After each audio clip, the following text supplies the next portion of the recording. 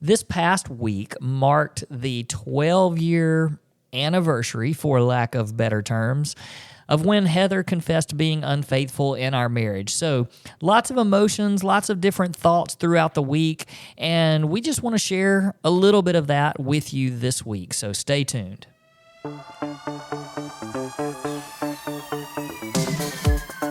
Hey everybody, welcome back to another episode of the Redeemed Marriage Podcast. And for those of you who just want to hear me say, hello folks, there it is, just for you.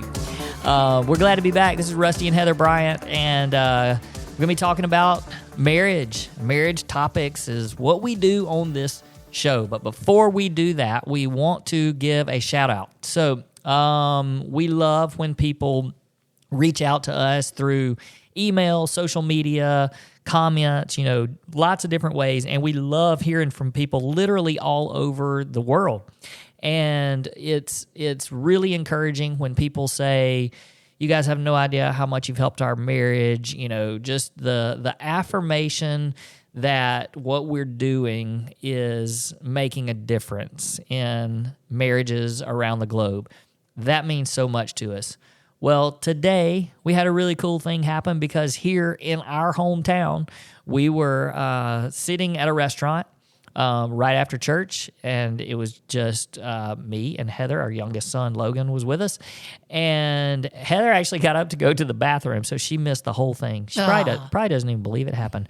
But this family came up to us from the table next to us and introduced themselves and just told us how much they appreciated our podcast, and it just meant so much. And so I told Heather when she got back, and she said, we need to give them a shout-out. So there it is. There's your shout-out. And I hate I didn't get to meet them. Yeah, but in all seriousness, people, when your words just affirm to us that, God has placed this on our hearts, to be real and honest and vulnerable with people and their marriages, and to do everything we can to help marriages.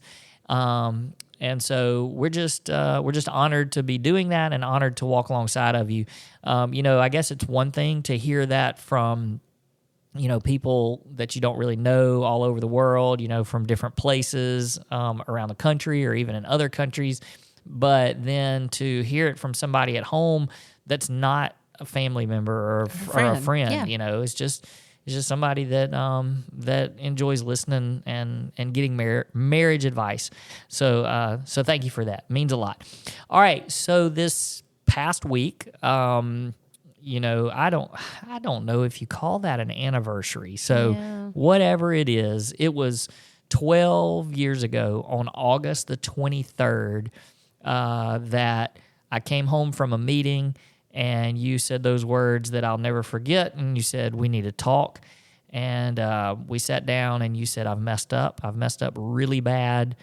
And then you said, I have been unfaithful. And 12 years ago, sometimes it feels like a lifetime ago, and sometimes it feels like yesterday. Mm-hmm. And then, that hit about the middle of the week this past week, that particular day. But then 3 days later, on August the 26th of 2011, that's when more information came out, and it became really public at that point. And then crazy thing is that 1 year later, so 11 years ago, on that very same date, August the 26th, was the date that you were rebaptized. Mm-hmm. So tons of emotions from last week, and not all of them hard or bad. Sure. They're just emotions. And I know that for me, one of the things that I wanted to just share with our listeners, because there are people out there that go through really hard times.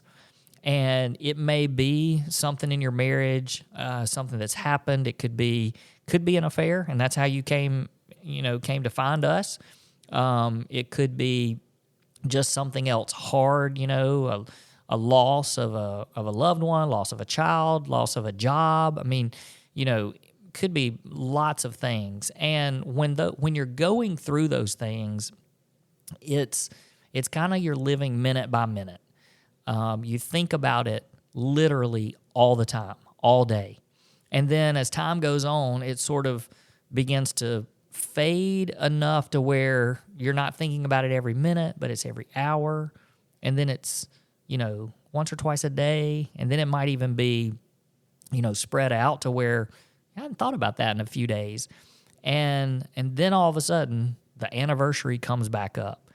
And it just brings all of these emotions where you start thinking, what was I doing this time last year?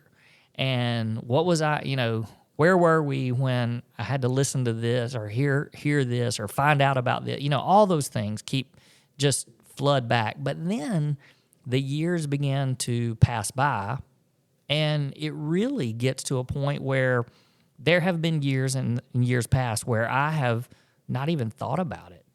And I'll, several days later, I'm like, that was, the anniversary was 3 days ago. Didn't even think about it. But we're kind of in the middle of it because we talk about it so much. So it is kind of on our mind a lot. And, I remember we were doing marriage coaching last week with a couple, and I said something about, well, it was 11 years ago. And then I thought, we're getting close. And I looked at the calendar and I was like, 3 days. And so, of course, it just caused us to remember. And we even posted something this year, which I don't know that we've ever done that before because I don't know that we just don't, it's not something that we think about and dread. It's not like, here we go. We got, August 23rd is coming up. Because I think now it really is looking back on it. And, of course, we've been able to change the entire perspective of it to where the mess has become the message. Yeah. And so we're just in a really, really different place, even in remembering this really hard thing. So I don't know, maybe you can think a little bit about some of the emotions that you felt, either 11 years ago, 12 years ago, 12 years ago, or even just this past week. Yeah.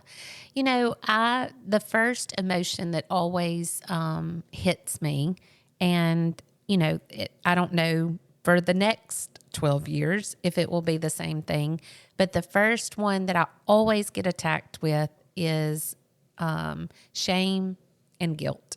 And I talk about that a lot on here, where that's just my first fleshly reaction is just, how could I have done that to you? How could I have done that to you? I feel guilty about it. There's shame in that. But because of how I've journeyed through this, I'm very quick to then turn it and say, okay, that is not from the Lord. And I have to shift to thankfulness. And that has to be so weird for our listeners to hear, because that's a hard shift to explain. But, I look back on that time, 12 years ago, and there's so many times that I think, what would our life be like if we had not walked that journey? I wish that I can pinpoint the very first moment where I felt like I took a step in the direction of infidelity. And now, of course, I was like, it'll never get there. But I can remember that one step. And so I often think about, especially around the anniversary time, what would have happened if I would have listened to the Holy Spirit, or if I'd felt that check and decided, no, I'm not going in that direction. What would our life look like? And I feel shame and I feel regret of that I hurt you, that I embarrassed our family, that I hurt people around me, parents and in-laws, and caused embarrassment to our church and to our community, and so I have to be very careful not to get stuck there. And so on anniversary times, that's a little bit harder to walk through. It just seems to take me a little bit longer to process through that. But then I've learned through the years that it's so important. I feel like a broken record on here sometimes where I talk about taking it captive, but it's so important to take that lie from the enemy captive and then make it obedient to Christ. And what that looks like is being thankful for not only for where God has brought us, but being thankful that he knew exactly what it was going to take to break me and to draw me to himself. One anniversary that I've not gotten to yet is September 2nd. And that's the day 1 week after everything came out and everything became really public. 1 week later is when I was broken. It was the day that I went from worldly sorrow to godly sorrow. And it's the day that I fell in love with Jesus. And I think I was able to fall in love with him so hard and so deeply because I saw who I was without him. And I don't know that I could have gotten to that place without the journey that we went through. And so there's really no need to look back and to the what ifs. This is what God allowed. This is the journey that we are on. This is the sanctification walk that we're walking. And so I have to be thankful in that because we have said so many times that it sounds so weird to say, oh, I would go back and do it again. And I don't think either one of us would say, oh, I wish we could do that again. But we definitely want to be where we are because of what we've been through. And I wouldn't trade that for the world. So that's the roller coaster of emotion. It is a dip of regret and then just such a high of where God has brought us. And then not only that, but to be able to look towards how he's using us, because it's just such an honor to be a vessel of his words, of his encouragement, of his word that Scripture tells us about, to be able to pour that over people so that there's hope. So, yeah, when you talk about a range of emotions over this week, it is, we've been all over the place, but it's been a sweet week. As you were talking through some of that, I started thinking about just the listener that's out there that, maybe they don't really, I mean, there are people that just kind of don't believe it. They're just, oh, there's no way that you can go from where you were, to where you are now, or at least the way that you portray that to be. And there's no way you could trust her, and there's no, we've heard that a lot. Oh, yeah, yeah. And there's been people that have said, oh, there's no way that I would, go through the pain of my spouse having infidelity so that they could find Jesus, that kind of thing. Mm-hmm. And, but I think you said it really well, because you said, well, it doesn't really matter. Like, that's the journey that we went on. Mm-hmm. And yes, we could have made other choices, but the choices that we made, so your poor choices, but then our good choices of staying together and forgiveness and reconciliation and all that, well, it started us down a different journey. Right. And that different journey has led us to today. And I wonder sometimes if people, they hear us, we give advice, because we don't talk about just infidelity on here. We give advice, and we give marriage tips and things that we learned along the way, because some of them are things that, we wish we could tell ourselves 12 years ago, right, or even 15 years ago. These are the things that need to be happening, need to be in place so that you don't ever get in a situation like us. And if we could go back and make those decisions then and get to where we are now, yes. And so that's some of why we talk to people that haven't been through what we've been through, because we want to be able to say, hey, look, these are the mistakes we've made. Don't make these mistakes. And then, of course, there's the people that are journeying through something similar, and they're like, how in the world do we ever get out of this mess? And so, yeah, we've been there, we've walked through it, so we can show you, we can guide you. Guide, which is a big part of our upcoming rebrand. But we can guide you because we've been there, you know? And so I do think that there's a lot just to be said of our story and being able to say, look, you can do it your way. You can, you know, you don't have to believe us, but look at our story. And I wonder sometimes if people don't look at what happened 12 years ago and then look at us now, and maybe they wonder and they say, well, you talk about how different it is. Well, what's different? Right. You know, other than the fact that you survived an affair, you know, but really looking back 12 years and now today, what are some things that you would just highlight and say, this is what's so different because of the hard work that we've put in?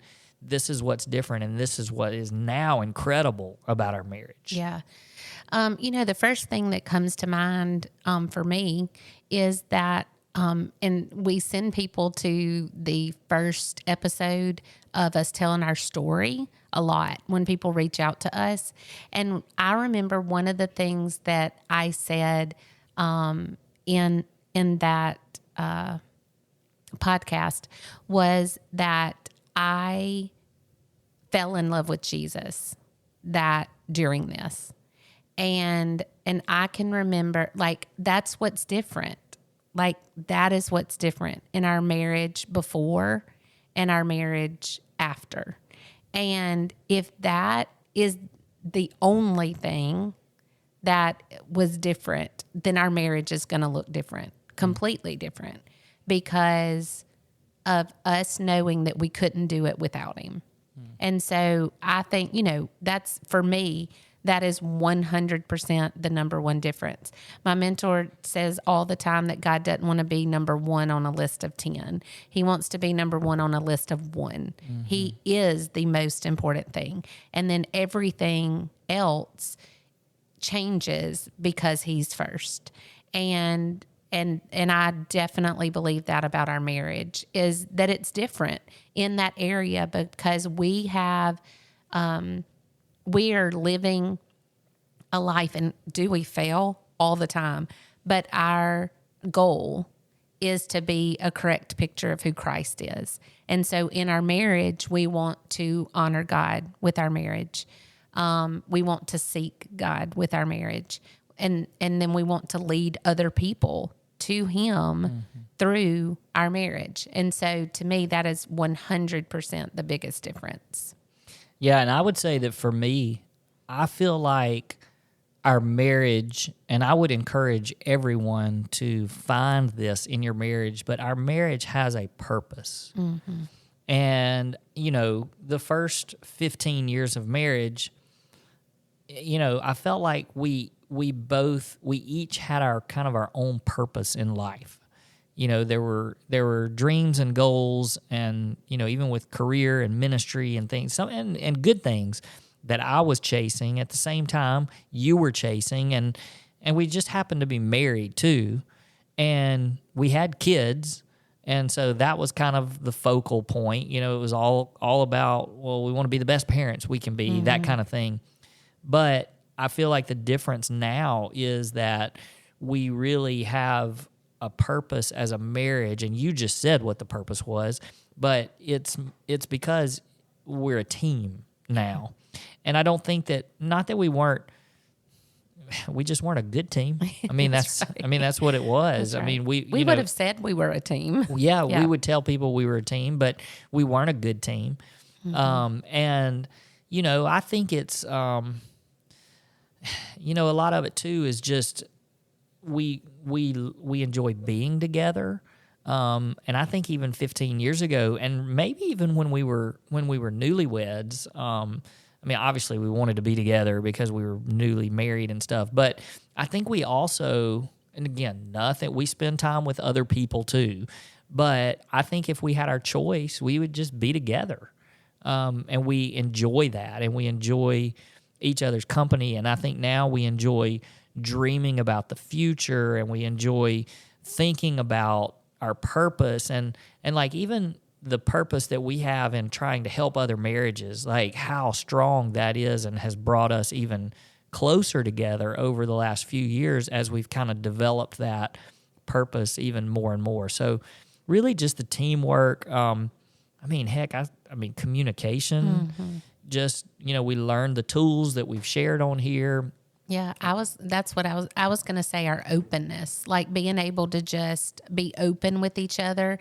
I have heard you say a few times that there were times that you were scared to come to me about stuff, and there just wasn't an openness in our marriage, and that's with the communication for sure. It's just being at safe places for each other where we were not before. Well, I think we're both in a spot too where, like, we know after what we've been through, neither one of us are perfect, and we're kind of okay with being able to say, yeah, well, I screwed that up. And I think in the past, I would avoid any type of confrontation with you because you were never wrong. And, I thought I was never wrong. Right.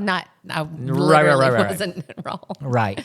But now it's like we're fine with being able to go, we do argue. I know that people don't believe that, but, we have arguments, and not very often. But when we do, it's kind of like, well, after what we've been through, like, it's okay. And it's okay to be able to say, yeah, I really kind of messed that one up. And, and then we're fine with it, and we move on. Yeah. Yeah. Another one for me is that before, especially me, I'll just be real honest, I was very eyes on myself. And I look for ways to serve you, and you look for ways to serve me. And then not only that, but we look for ways to serve other people. And that's a difference in our marriage. From before and after, I think we were very inward, and how can our marriage benefit me? And, instead of pouring out. And I think that a lot of that process comes with maturity as well. When we were newlyweds, we weren't very mature in our marriage, and just being able to see that so much joy comes from serving, and serving other people. Well, you're right. Some of this people may look at and go, well, you might would have learned that without going through what you went through. But at the same time, you said the word, some of it is maturity, but there are a lot of immature people and marriages that are our age and have been married as long as us. So, I don't think that it's just because of age and maturity. And really, to be honest, a lot of the stuff that we're saying is kind of the opposite of what people experience as they get older and in their marriage. They don't enjoy spending time together. They do avoid communication because they're like, well, I just don't even want to talk about it. You're tired of serving each other. Yeah. And there's and like there's no purpose because they both get wrapped up in their own thing. There's not teamwork, even teamwork of having children. And then when you get to our age, the children are gone. Well, where's the purpose, That's right. And so, so I don't think that it's just growing and maturing. It's the stuff that we learn from what we went through. And I think that's a big part of it. I agree. Yeah. I just, as much as I don't want to use the word dread, every year in August, I think I just start like, it's coming. And I think I know I have to battle it harder during that month for some reason. I know that seems weird, but it's just like, because it comes to my mind more, and August is not my favorite month anyway, because it's so dang hot here. I just want to go from July to September. But July's awful too. yeah, just but not it's as not bad as bad as as August. Well, and we looked forward to September, and the first week of September is still going to be in the hundreds. Oh, I'm it's like, terrible. wait, it's supposed to stop. But anyway, I don't love August anyway, but it's just kind of this mental battle all month long of, you know, just being purposeful and fighting the feelings that come with it. And then there just seems to be a newness that comes in September. And I think that that there's so many marriages out there that may be in that season of just battling just some hard stuff, you know? And it's like that saying that, help me with it. Oh boy, here we go. A saying. Let's not. No, oh, come on. Now Well, I you don't- really messed me up about mercies coming new Every and that the morning. darkness that, you know. It's always darkest before the dawn. Thank you. Yeah. And new mercies every morning. That there's not, like, you may be going through a hard season, but there are good things coming, and you just got to have hope, and you've got to work hard, and you got to put your eyes on Jesus. Well, we say this quite often on here. Part of the reason why we're so passionate about telling people to not give up is because we look at our story and we just go, man, if I had given up, or if you had given up, you know, we both had choices. And, you know, of course, a lot of people will just look at me and go, oh, well, he made the choice to stay together, so that's why they're together. But there's so many choices, too, that you could have made, because you could have continued in your life of sin and not made the appropriate changes in your heart, and we would have never gotten to where we are. But I tell people all the time that we're so passionate about it because if I had given up, or if you had given up, then we would never have experienced what we're experiencing right now. And so when other couples come to us and they feel like they're ready to throw in the towel and one or the other is just not given and all that, and I'm like, just don't give up, because if you do, then the potential of having what we're experiencing now, 12 years later, you're never going to have that opportunity because you're giving up.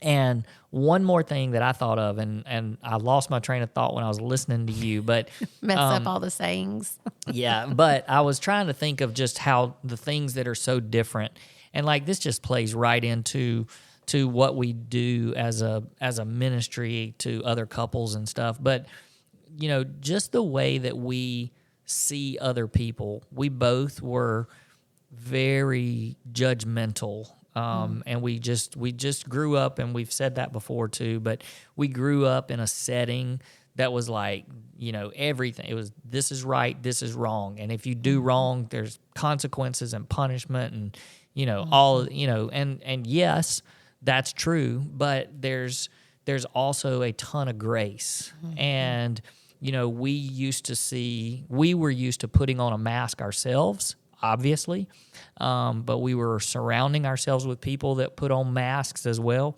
And now we're just so, like we thrive when people come to us and say that they're having issues like we had. It doesn't scare us. You know, I was talking to somebody the other day, and they were talking about their marriage, and like the whole time they were talking about it, like I was feeling bad for them, but at the same time I was like, yes, these are the kind of people that we just, if we can reach them and help them to see the hope, like we can make a difference just by them seeing the hope in our story. And so, you know, in the past, if people would have told us stuff like that, we'd been like, oh my gosh, how could you even do that kind of stuff? But all of that was changed, and I'm so thankful that now we truly can see people more through the eyes of Jesus than we ever did 12 years ago. And that's because, you know, for the one who's been forgiven much. See here, I'm trying to say. Yay! I got this. I can do this one. Yeah. I can do that because it is my heartbeat. For the person who has been forgiven much loves much. There you go. So, and that's who we are and want to be as a couple. That is our purpose. And so give us an opportunity to love on you and to help you. And there's lots of ways that can happen. As we're closing today, I want to tell you one thing, because this rebrand thing is really about to happen. Mm-hmm. You talked about September coming and just you can't stand August, but hey, new mercies and new stuff is coming in September for us. And we're well on our way to some rebranding stuff, just some new look and some new resources and stuff. And the one thing that I want to encourage you to do, if you have not signed up for our email list, you can do that by going to our website, theredeemedmarriage.com. It'll be a pop-up screen that comes up after a couple of seconds. You put your email address in and you're on our email list. Or at the very bottom of our website, there's a small little link that says survey. And that survey actually gives us some really cool information that helps us with resources in the future, but it also puts you on our mailing list. And the reason why I'm telling you that is because we're going to give people on our mailing list a little bit of an early look at some of our stuff that's coming out, and also some special discounts and things that you won't get until later if you're not on that list. So make sure you do that. That would be the best way to keep up with what's going to happen over the next few weeks and months as we roll out some new stuff. So, is next week our podcast about our rebrand? Well, I'm not promising anything because we got a hiccup. There was a hiccup this past week. Just a little one. A little hiccup, but it was enough to kind of delay everything. And so just things are going to be rolling out slowly and in different spots. So just be keeping an eye out for it. And hopefully this time next week, we're going to be doing a podcast that's going to be explaining our rebrand. But could be another hiccup this week. So, all right. Thanks for listening, you guys. We'd love to hear from you. So reach out to us if you get a chance, and we'll see you next time.